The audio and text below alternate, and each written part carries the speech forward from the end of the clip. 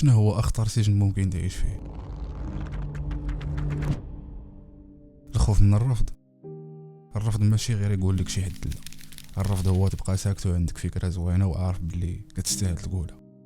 الرفض هو انك ما تجربش غير حيت خايف من النظره ديال الناس الا فشلتي.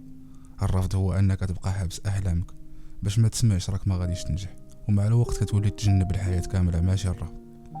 كتختار الامان ماشي النمو، والسكات بلاصه ما تعبر، والاختباء كيجيك حسن من المواجهه. المشكل عقلك كيتعامل مع الرفض بحال الخطا، بحال الا لا قادره تحطمك.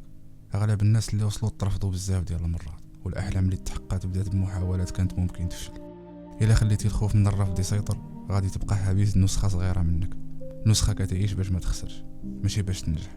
اختار الرفض ماشي ديال الناس، اختار الرفض هو ملي انت كترفض راسك وتعيش اقل من الحياه اللي كنتي قادر تعيشها.